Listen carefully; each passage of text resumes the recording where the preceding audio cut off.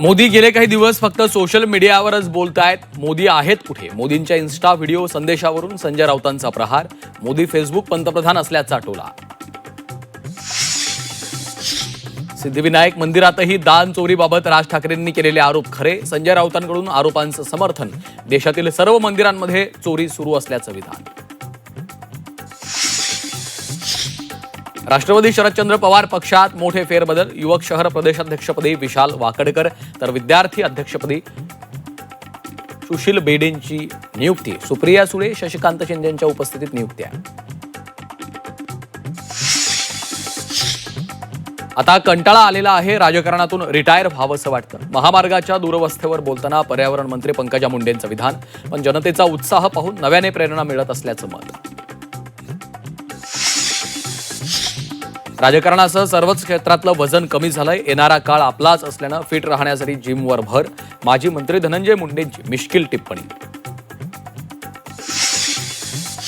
नवी मुंबईत पुन्हा एकदा गणेश नाईक आणि एकनाथ शिंदेंमध्ये संघर्ष. नगरविकासच्या क्लस्टर योजनेवर वनमंत्री गणेश नाईक नाराज. नादाला लागला तर जागा दाखवून देऊ. एकनाथ शिंदेंना थेट इशारा.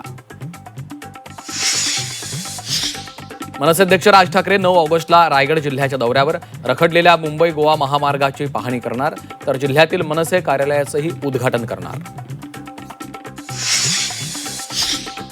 पुण्यातील सांस्कृतिक वास्तूंना मुसळधार पावसाचा फटका. कवयित्री शांता शेळकेंचा ऐतिहासिक वाड्याचा भाग कोसळला.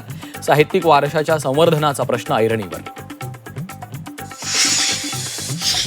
पीक विमा योजना अर्जासाठी मुदतवाढ. आता 10 ऑगस्टपर्यंत भरता येणार अर्ज. अर्ज भरण्यासाठी मुदतवाढ दिल्याने शेतकऱ्यांना दिलासा. कोकणवासियांना गणपती बाप्पा पावला. मुंबईहून सावंतवाडीसाठी लवकरच नवी एक्सप्रेस सुरू होणार. गणेशोत्सवापूर्वी गाडी सुरू करण्याचा रेल्वे प्रशासनाचा निर्णय.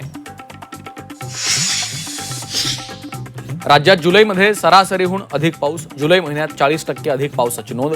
दुष्काळाचं सावट असलेल्या भागांना दिलासा.